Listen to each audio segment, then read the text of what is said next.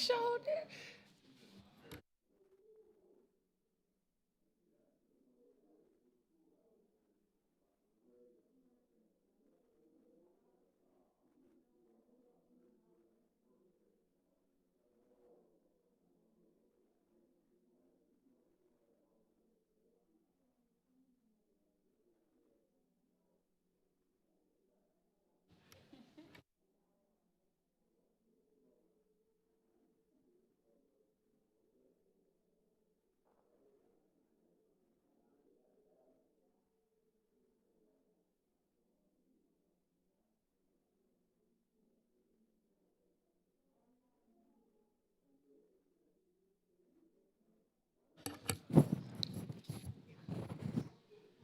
Mr. Chairman?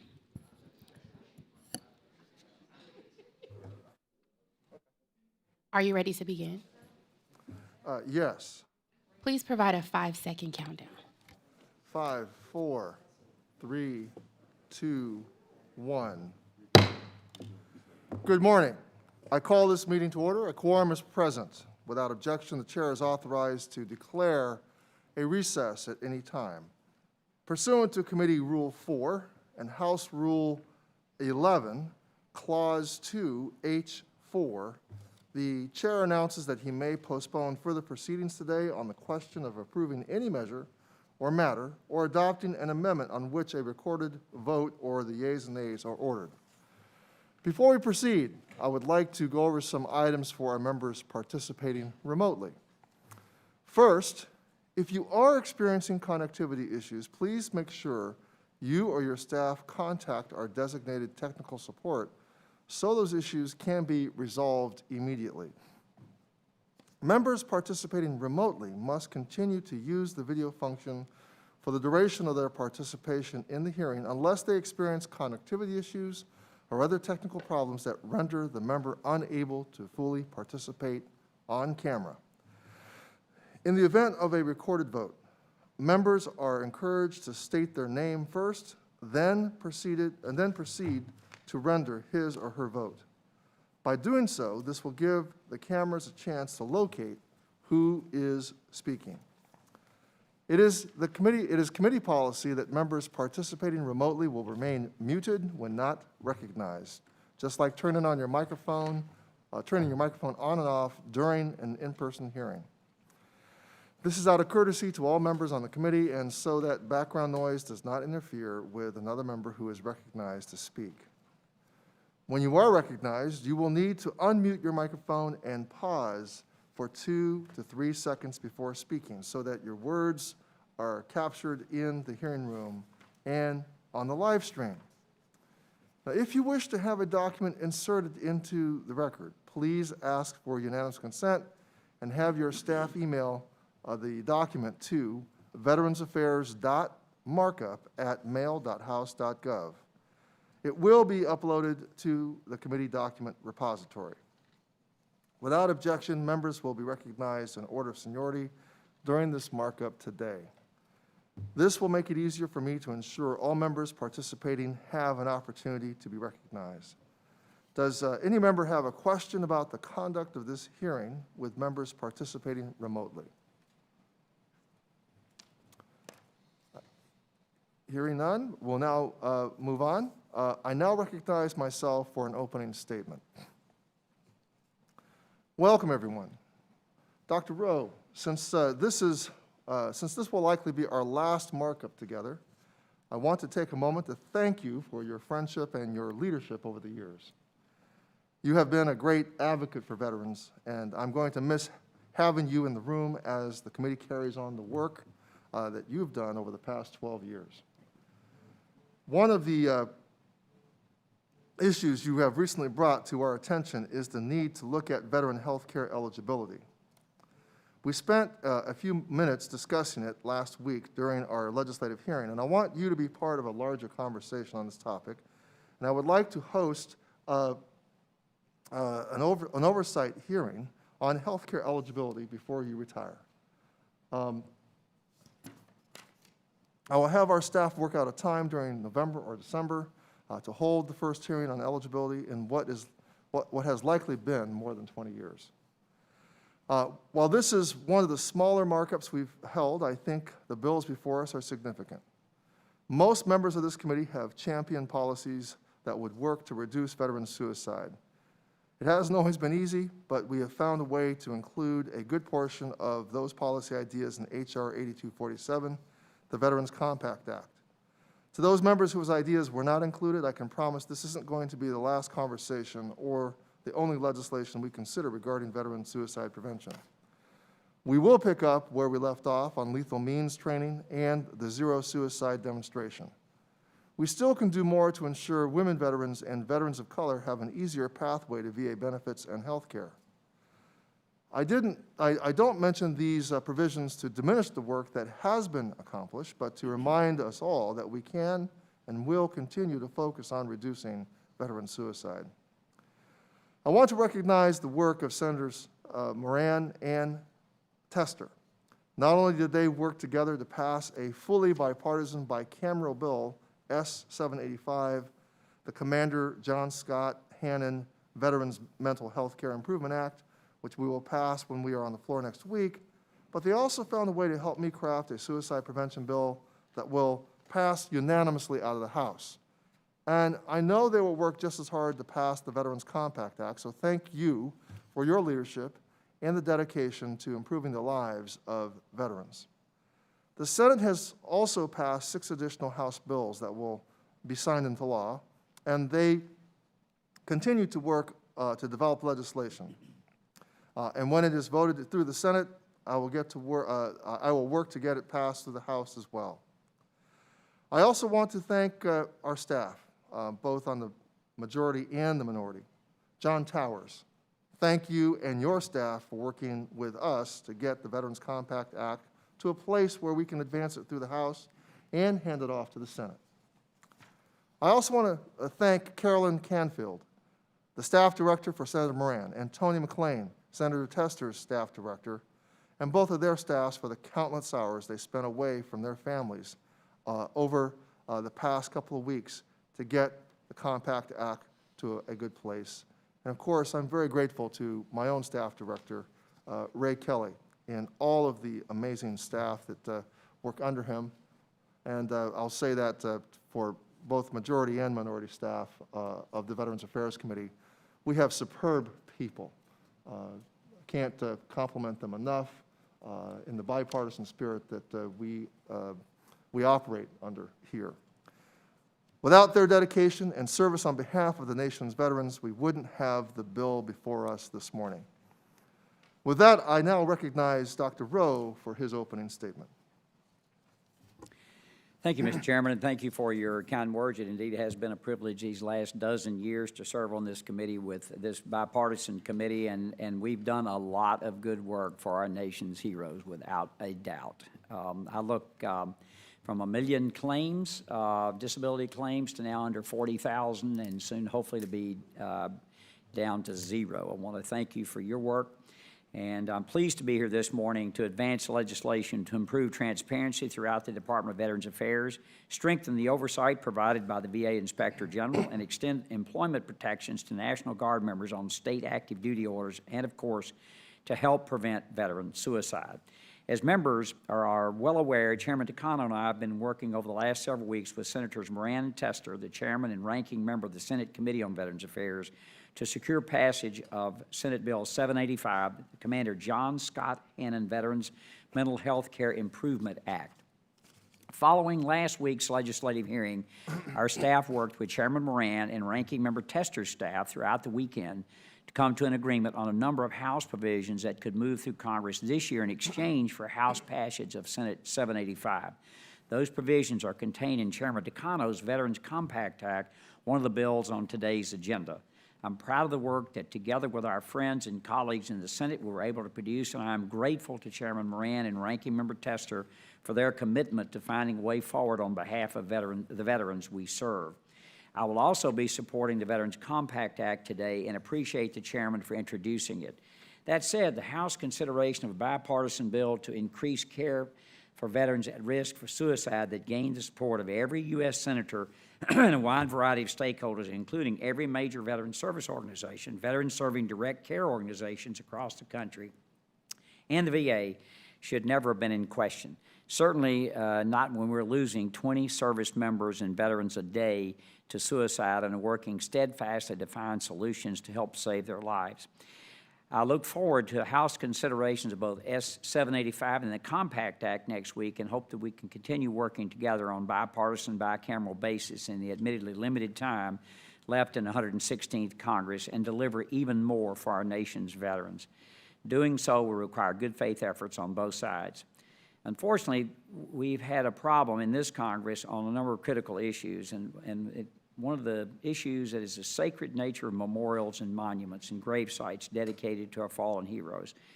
During our last full committee markup on July 30th, I offered an amendment to ensure the continued dignity of those hallowed sites. My amendment would have required those knowingly damaged grave sites or memorials located on VA property or in VA-funded state or tribal veteran cemeteries to pay a fine or serve time in jail or both. My amendment was endorsed by the American Legion, whose support and unwavering commitment to our brothers and sisters in arms, both past and present, I greatly appreciate. Members may recall that I agreed to withdraw my amendment during our July markup because Chairman Takano gave me his word on the record that he would work to find a bipartisan path forward in September. Based on that promise, it was my understanding that we would work together during the August recess to reach a compromise that would address the chairman's jurisdictional and other concerns in order to consider and pass my amendment today. I revised my amendment to limit the penalty it would impose only to those gravestones and memorials that are on VA property or in federally funded state and tribal cemeteries in order to avoid invoking jurisdiction of the Natural Resources Committee. I also modified it to cross-reference Title 18 rather than Title 38 to again address the chairman's concerns. These changes were provided to the majority staff. I was shocked to learn that despite the chairman's commitment to work with me on these protections, questions are still being raised about the need for them at all. Let me briefly remind us why exactly my amendment is necessary. This summer, the World War II Memorial, the VA headquarters building, and other sites dedicated to honoring and memorializing veterans were vandalized. It is unacceptable for criminals to use peaceful protests as cover for property damage, and it's especially so when that property is dedicated to the millions of men and women throughout this country's history that secured our right to protest and every other right we enjoy under the Constitution in the first place. As a veteran, I'm personally grieved by the destruction of these sacred sites because I see it as an affront to the memory of those who were lost in service to our country, including my friends and fellow soldiers. Last markup, I asked you to all remember the names of 4 brave men I knew who were tragically killed in Vietnam. Johnny Parham, Eagle Scout, ran the 3rd leg on the 2-mile relay team with me in high school. Bob Perry, I went to Bob from the 1st grade till we graduated from high school and our ways departed. First Sergeant Thomas E. Thayer, father of 4, killed in action, 1965 Silver Star winner. And Major Homer Pease, who entered the Army at the ripe old age of 13 in 1943 to fight for his country in the 101st Airborne Division. My amendment is needed to protect the legacy of those 4 men and the final resting place of countless other fallen heroes whose stories I could not begin to do justice to this morning. Who will speak for them if we do not? Condemning these criminal acts should be common sense for members of both sides of the aisle and certainly for those of us serving on the Veterans Affairs Committee. And I do share some frustration, Mr. Chairman, because of this. My efforts to work with the committee to address your concerns on this issue have been met, but have been met, unfortunately, with inaction. I believe that the revised amendment I submitted for consideration addresses those concerns that were voiced in July. However, it was rejected, and no alternative language was proposed to fulfill the commitment to me, and more importantly, to ensure that these veterans' memorials remain free of desecration and disrespect. Multiple times in this Congress, Mr. Chairman, we've vowed to work with each other and the minority on matters of importance to veterans. Congressman Roy will speak in a moment about his bill to protect veterans' Second Amendment rights. Before he does, I'd like to remind the committee that the American Legion joint hearing in February of 2019, the chairman quoted, "My side of the aisle are committed to protecting the Second Amendment rights of our nation's veterans." Despite that statement, which was made more than a year and a half ago, our committee has not included any Second Amendment legislation on a markup calendar in this Congress. A similar story could be told about Congressman Barr's bill to safeguard veteran children in VA health care programs from sex offenders and other violent predators. This is another common sense issue for this committee and the entire Congress. It defies understanding why we haven't acted on these after all this time. We should rightly acknowledge our achievement today to achieve a bipartisan, bicameral agreement to help prevent veteran suicide, and I do, and I thank the chairman for his leadership on that. That has been our stated priority in this Congress, and I'm grateful that we will pass comprehensive legislation to address it out of the House next week after almost 2 years of work. But our work is far from over, and I hope that by the time history is written on the 116th Congress, we'll have many more achievements to note on behalf of all those served. With that, Mr. Chairman, I yield back. Without objection, opening statements of any other members will be included in the record. The committee will now proceed to consideration of H.R. 8247. The clerk will please designate the bill. H.R. 8247, to make certain improvements relating to the transition of Text was individuals. circulated in advance pursuant to committee rules. Without objection, the first reading is dispensed with, and without objection, the bill is considered as read and open for amendment at any point. I now recognize myself to offer an amendment in the nature of a substitute. The clerk will designate the amendment in the nature of a substitute. Amendment in the nature of a substitute to H.R. 8247. Without objection, the amendment will be considered as read and considered as original text for amendment. I now recognize myself for 5 minutes, and I urge my colleagues to support 8247, the Veterans Comprehensive Prevention, Access to Care, and Treatment Act of 2020. I am pleased to offer this bill containing 9 provisions related to veterans' mental health, well-being, and suicide prevention. Thanks to members on and off this committee for their dedication to this issue and this legislation. The Veterans Compact Act includes my provision to ensure that veterans in acute suicidal crisis will receive stabilization care and never see a bill for it. Also included are provisions to allow family members to access suicide prevention education programs to better support their veteran. A compact also offers 2 provisions designed to better understand the particular needs of women veterans by directing VA to report on women veterans' health care usage and the specific program needs of women veterans experiencing homelessness and housing insecurity. The bill also mandates that VA report back to Congress on the details of Solid Start, a relatively new VA approach to contacting and supporting veterans who have recently separated from the military. This is a known high-risk period for suicide among veterans. Compact will ensure that veterans also get a reminder to come back in for VA services within certain time periods so they don't inadvertently lose eligibility for some of those VA services. This bill requires new annual trainings to make sure that all VA police officers are familiar with mental health challenges and competent in crisis de-escalation techniques. Finally, the compact sets up an interagency task force to look at increasing veterans' access to the outdoors, and in particular, the use of our public lands for healing and recreation. Is there any further discussion on the amendment? Dr. Rowe, you're recognized. Thank you, Mr. Chairman. As I said in my opening statement, H.R. 8247, the Veterans Compact Act, contains provisions that were agreed upon by all 4 corners. In other words, both the majority and the minority in both House and Senate.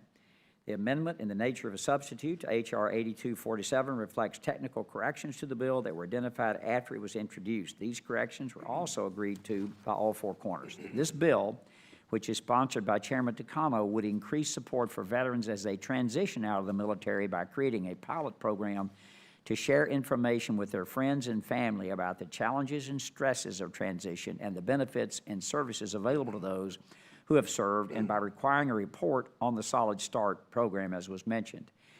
It would encourage veterans to engage with VA care by requiring VA to conduct outreach to those veterans who have not been seen by the VA in the preceding 2 years. It would improve care for the growing number of women veterans by requiring an annual report on their use of the VA healthcare system and a gap analysis of the programs that serve those who are homeless or precariously housed to identify areas in need of enhancement. Most importantly, it would help prevent veteran suicide by requiring suicide prevention training for VA police officers, expanding training and support for family members and caregivers of veterans with mental health disorders, and requiring VA to cover the cost of emergent suicide care for veterans, including those with other than honorable discharges who are in an acute suicidal crisis. Veterans Compact Act also includes the text of a bill offered by Congressman Chris Smith, the former chairman of this committee. Because there is no one-size-fits-all approach to mental health and well-being, we must explore alternative, non-pharmacological methods to improve veteran quality of life and encourage hope and healing among those who are hurting. There is arguably no better place to do that than in the great outdoors.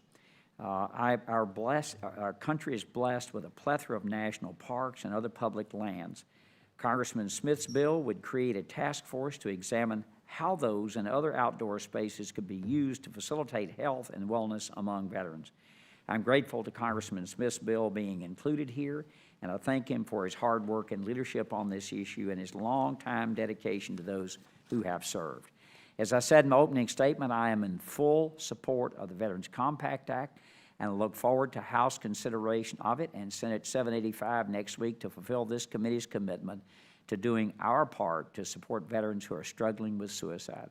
With that, Mr. Chairman, I yield back. Thank you, Dr. Rowe. Thank you, Ranking Member Dr. Rowe. Is there any further discussion on the amendment?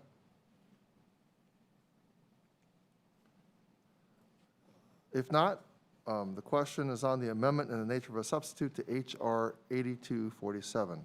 All those in favor say aye. Aye. Aye. Any opposed, say no. In the opinion of the chair, the ayes have it, and the amendment in the nature of a substitute is agreed to. Without objection, the motion to reconsider is laid on the table. I now recognize Ranking Member Rowe for a motion. Thank you, Mr. Chairman. I move that H.R. 8247 as amended be reported favorably to the House of Representatives. All those in favor, say aye. Aye. Aye. All those opposed, say no. In the opinion of the chair, the ayes have it, and the motion is agreed to. Without objection, the staff is authorized to make necessary technical and conforming changes in the committee amendments. Mr. Chairman, pursuant to House Rule 11, Clause 2, I give notice of intent to file minority or supplemental, additional, or dissenting views on H.R. 8247. Without objection, so ordered. And we now move on to the next item. Pursuant to agreement with the ranking member, we will now consider a number of bills en bloc. It is my understanding that there are no amendments to these measures, except in some cases amendments in the nature of a substitute previously noticed pursuant to the committee's rules. Accordingly, I ask unanimous consent to call up H.R. 7163, H.R. 5843, H.R. 7785, H.R. 6092 en bloc. The clerk shall report. H.R. 7163, the VA FOIA. Text of the en bloc bills were circulated in advance pursuant to committee rules. Without objection, the first reading is dispensed with. I ask that the bills be considered as read and open for amendment at any point. Without objection, so ordered. I further ask unanimous consent that the previously noticed amendments in the nature of substitute to H.R. 7163, H.R. 5843, H.R. 7785 be called up en bloc and be considered as read. Without objection, so ordered. I would like to take a moment to highlight these important pieces of legislation. The amendment in the nature of a substitute to H.R. 7163, the VA FOIA Reform Act of 2020, introduced by Mr. Cisneros, requires the Secretary to establish and carry out a plan to better meet the requirements of the Freedom of Information Act, or FOIA, regarding timeliness of its response to requests for information. Since its introduction, the minority and majority staff worked together to perfect the language resulting in today's ANS. The legislation has the support of the American Legion, the Veterans of Foreign Wars, and the Paralyzed Veterans of America. I urge my colleagues to support the legislation.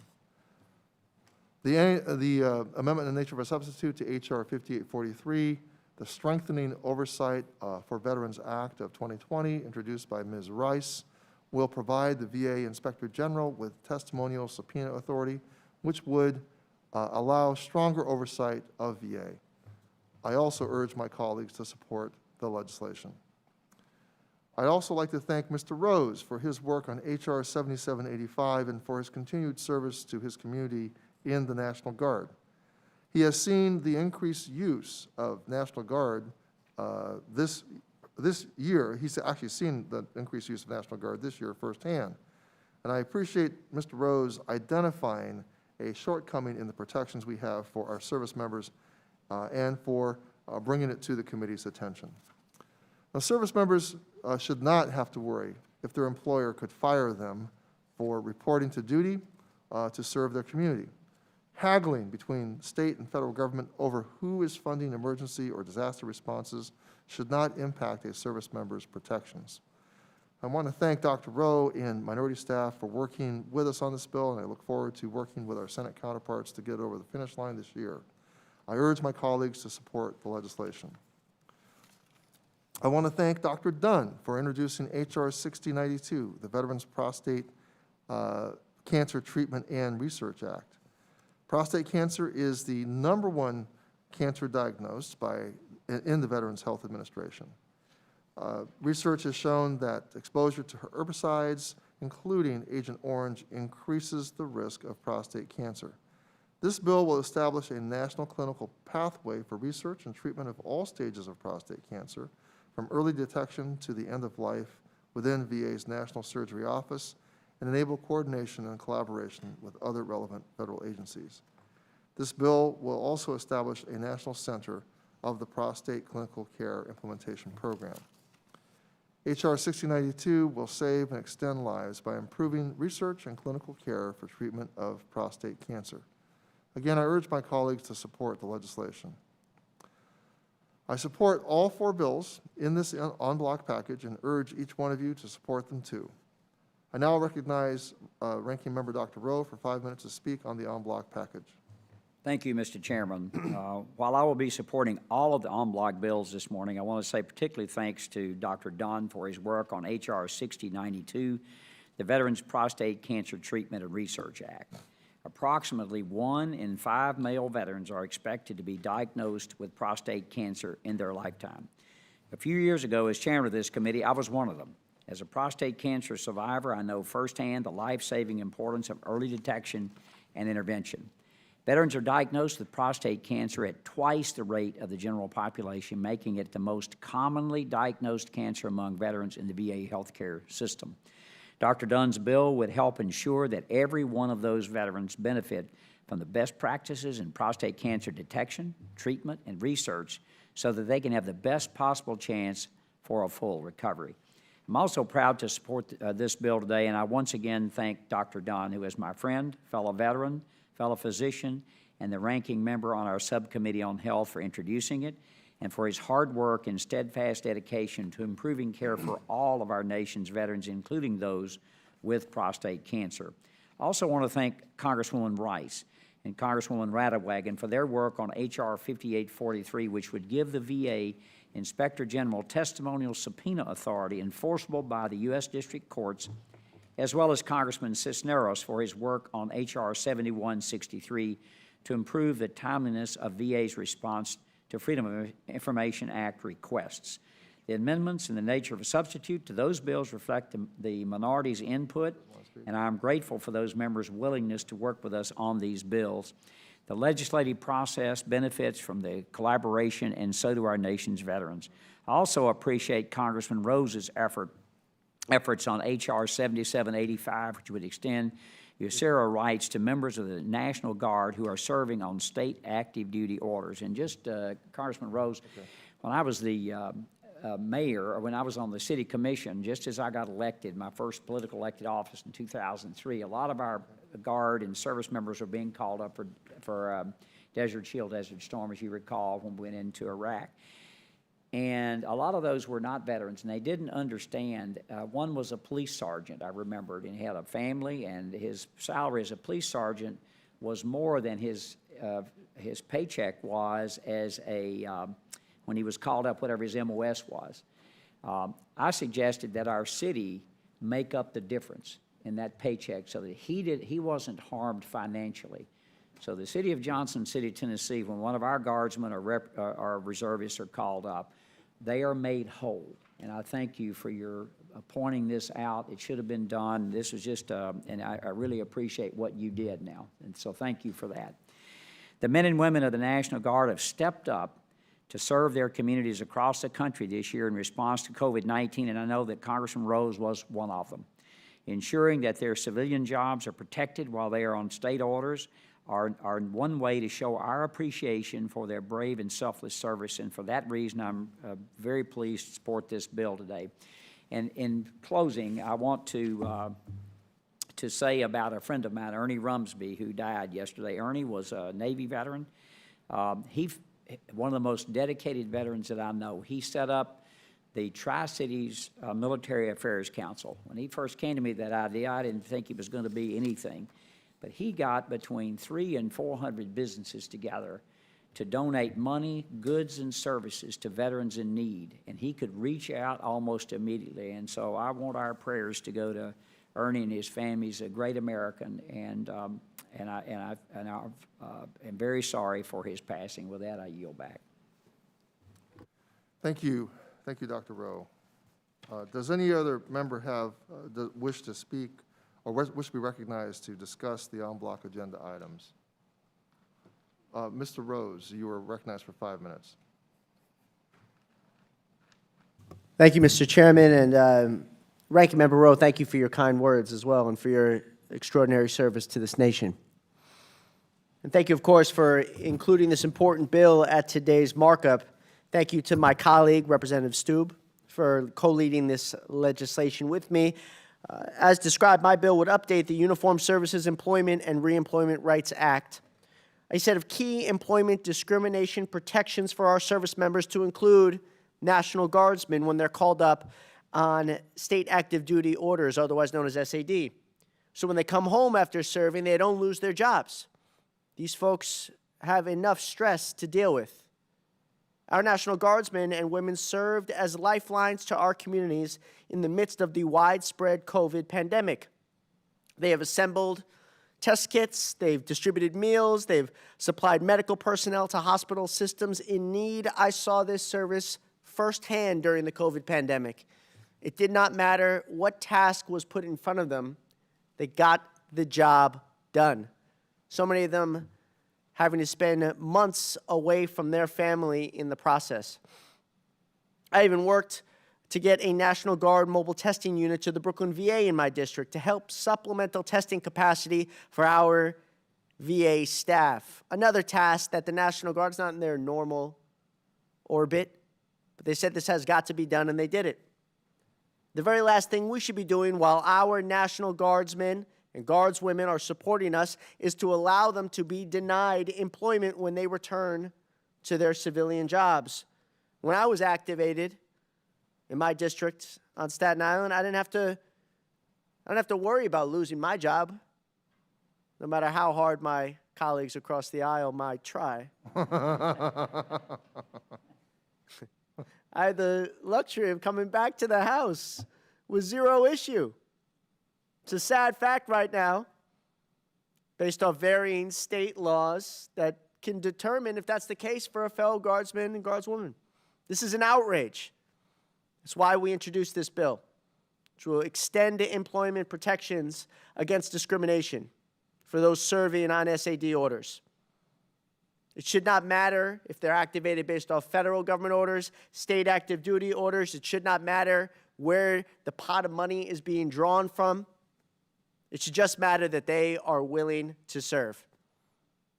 So I thank you all again for your support for this measure, and I urge the adoption of this amendment and the swift passage of this bipartisan bill. And with that, Mr. Chairman, I yield back. Thank you, Congressman Rowe, and Congressman Rose, for your service, and thank you for looking out for the National Guardsmen. Thank you. I now call on Ms. Radewagen for 5 minutes. Ms. Radewagen. I want to give a very special thank you to Representative Rice for her leadership on H.R. 5843, the Strengthening Oversight for Veterans Act. I also want to thank you, the Chairman and Ranking Member, for taking up this legislation, as well as my colleagues for their bipartisan work to ensure this bill can pass out of this committee by UC.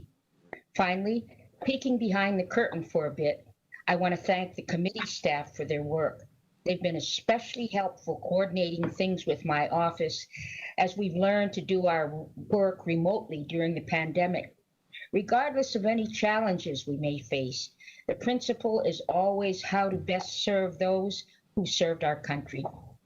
Ultimately, this bill helps the VA do just that. The Inspector General conducts necessary investigations that ensure services are carried out as designed, or that resources go where Congress intended. That's good for veterans. I yield back the balance of my time, Mr. Chairman. Thank you, Ms. Radewagen. Mr. Roy, you're recognized for 5 minutes. Mr. Roy? I thank the Chairman. Can you all hear me? Yes, we can. Excellent. I appreciate it. I won't take up too much time. I just wanted to take a moment to say I appreciate that we had on our legislative hearing, I think it was last week, a conversation about the important legislation that I introduced, H.R. 3450, along with what Ranking Member Rowe had introduced, H.R. 3826, and how important those are for the veterans that I represent in Texas 21 and that we all represent. And I think at this time, when we're all continuing to have the stories and the conversations about suicide, mental health, the toll that extended conflict has taken on our men and women in uniform and those who have come home and that have concerns, I think rightful concerns about whether or not they're going to be able to have their Second Amendment rights protected, and concerns about going to the VA, and that by simply going to the VA or having a decision or determination made, or in the case of taking benefits, could somehow end up on a NICS list. And I think that is a real concern. I hear it from dozens of veterans whenever I go home. I've heard from hundreds in the district. And it's not something that I frankly try to stoke. I try to explain and walk through the state of the current law. But part of explaining the state of the current law is when you have legislation that was voted on and passed out of the House, even if it hasn't become law, that would elevate the concern and that would cause that which we're trying to avoid. I wish we were having a vote on it. I think we should. I'm not afraid to vote. I'm happy to vote on a lot of different things, whatever that's going to, whatever consequences that may bring when our constituents look at our votes. I just think we ought to have a vote on it. It's pretty straightforward. It's pretty simple. And I think we ought to just go ahead and have a debate and vote on it. It's an important matter for our veterans. And then the second thing I wanted to raise is H.R. 6082, the Forgotten Vietnam Veterans Act that I co-sponsored with T.J. Cox. Again, I think it's an important fix. It's somewhere in the zip code of a technical correction to simply recognize so many of our Vietnam veterans who were a part of the conflict in the time that DOD recognizes it, but that the VA does not. And I just think we ought to fix that, match those. It's not going to be an enormous number. We're obviously starting to lose more Vietnam veterans. It's becoming now it's a little bit more like World War II generation now as we're starting to move up and age. And so I just wish we would go ahead and solve that problem. Again, it's a bipartisan bill and something that I think we ought to bring up. And I appreciate the chairman giving me the minutes here to talk. I won't go on any further, so we can go and finish and vote and wrap up. But thanks for the time. I do think those issues merit consideration before waiting till January. I think we ought to go ahead and do our job and work on those things. Thanks, Chairman. Thank you, Congressman Roy. Is there further discussion on the en bloc agenda items? Any further discussion on the en bloc agenda items? Hearing no further discussion, the question is on agreeing to the amendments in the nature of a substitute en bloc. All those in favor say aye. Aye. Right. All those opposed say no. In the opinion of the chair, the ayes have it, and the amendments in the nature of a substitute en bloc are agreed to. I now recognize Ranking Member Rowe for a motion. Thank you, Mr. Chairman. I move that H.R. 7163 as amended, H.R. 5843 as amended, H.R. 7785 as amended, H.R. 6092 be favorably reported to the House of Representatives. The question now is on reporting H.R. 7163, H.R. as amended, H.R. 5843 as amended, H.R. 7785 as amended, and H.R. 6092 be reported favorably to the House of Representatives. All those in favor say aye. Aye. All those opposed say no. In the opinion of the chair, the ayes have it, and the motion to report the measures en bloc is agreed to. Without objection, the staff is authorized to make necessary technical and conforming changes. The meeting is now adjourned. Mr. Chairman, pursuant to House Rule 11, Clause 2, I give notice of intent to file minority, supplemental, additional, or dissenting views on these bills, and I yield back. Without objection, so ordered. This meeting is now adjourned. That was pretty quick. Yes, sir.